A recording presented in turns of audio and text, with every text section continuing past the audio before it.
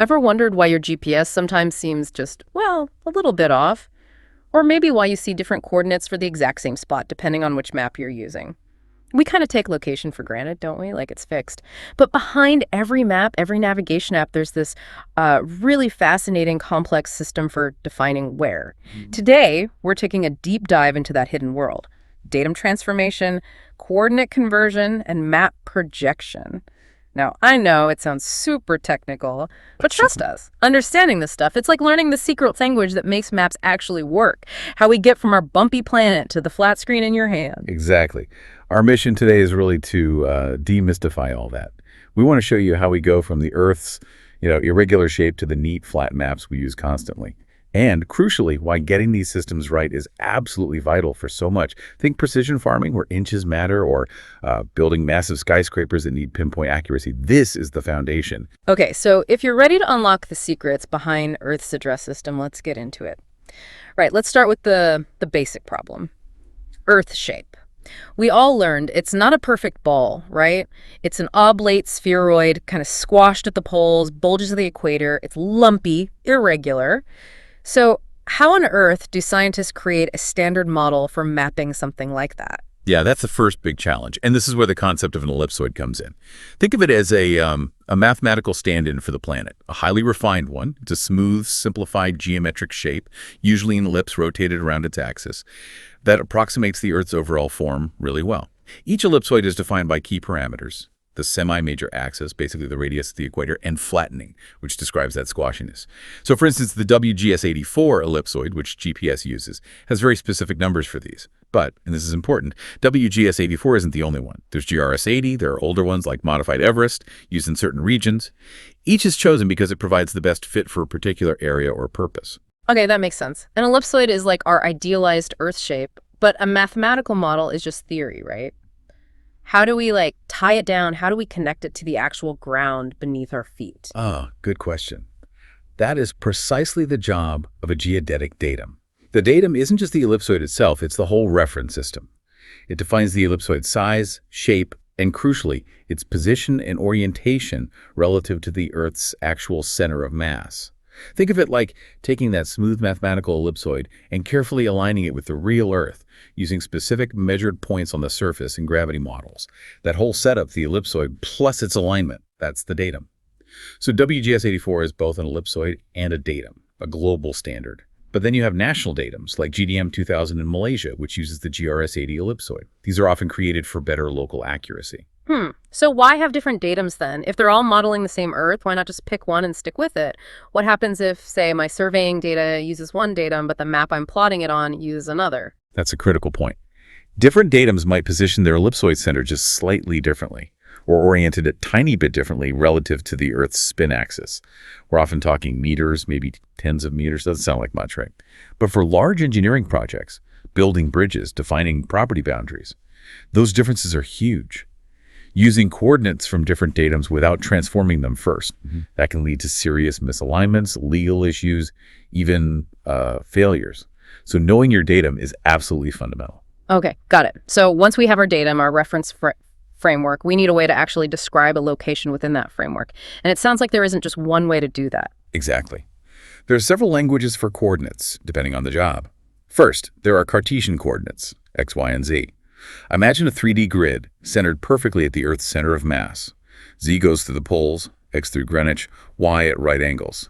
This gives you an absolute position in 3D space, really useful for things like satellite tracking or deep Earth science. Then, the one most people know, geographical coordinates: latitude, longitude, and height. Latitude is your angle north or south of the equator. Longitude is your angle east or west of the prime meridian, Greenwich. And height, this H is your height above that reference ellipsoid we talked about. Right, latitude and longitude, like angles on a globe. Makes sense. But most maps aren't globes, they're flat. So how do we get from those angles to a grid on a paper map or on my phone? That brings us to plane coordinates, sometimes called map coordinates, usually northings and eastings. This is what happens when we project the geographical coordinates onto a flat 2D surface. Positions are then given as distances, usually in meters, north and east, from some defined origin point on the map grid.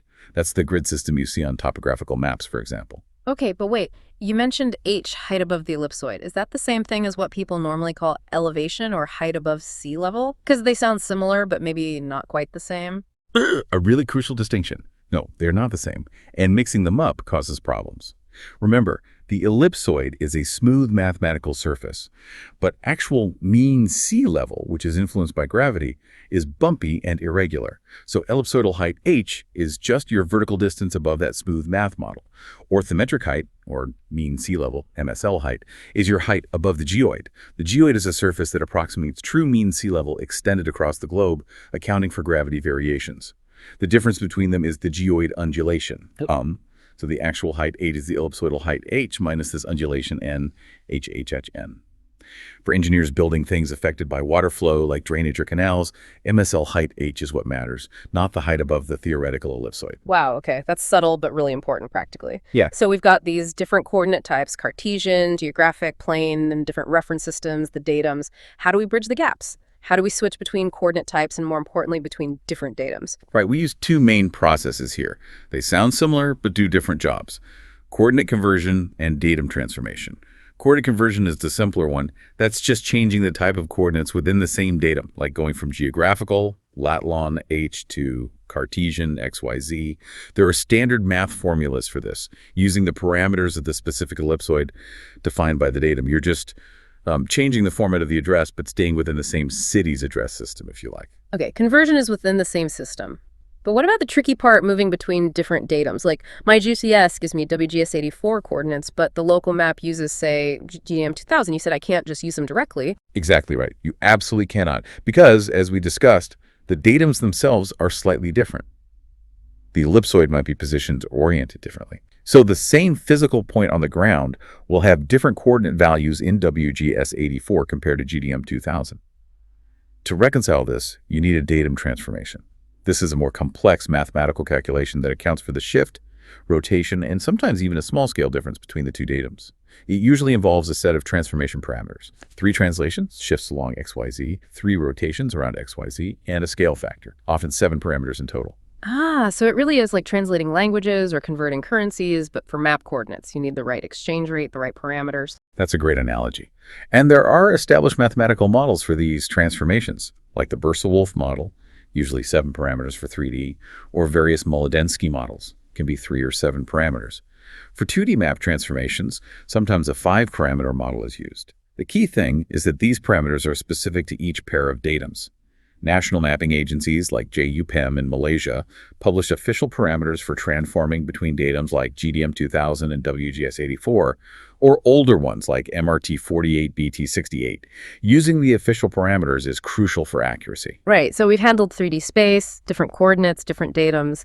But back to the flat map. Most of us see maps on screens or paper.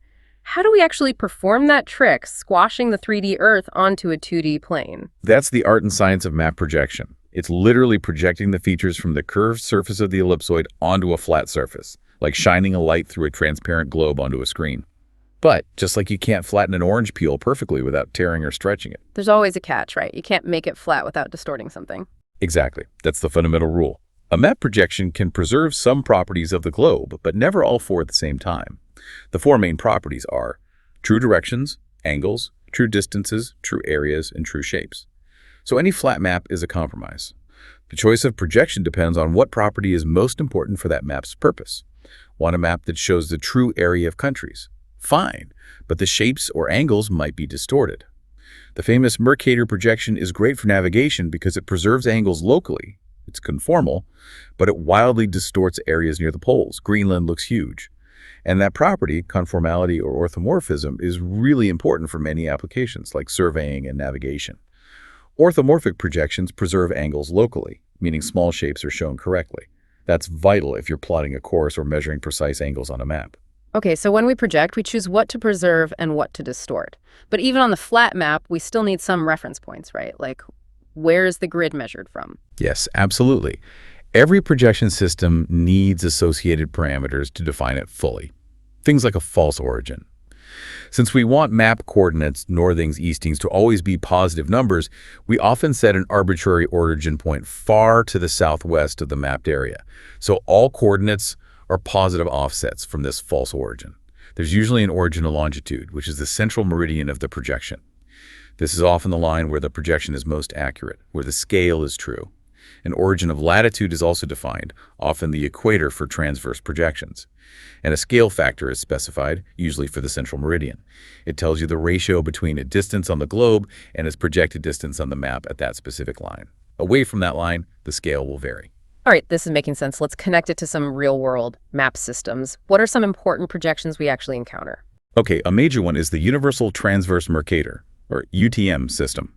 It's a global standard, used for countless large-scale mapping projects. It's a type of Mercator projection, but it's transverse, meaning the cylinder it projects onto touches the globe along a meridian north-south line instead of the equator. The clever part of UTM is that it divides the world into 60 narrow zones, each only 6 degrees of longitude wide.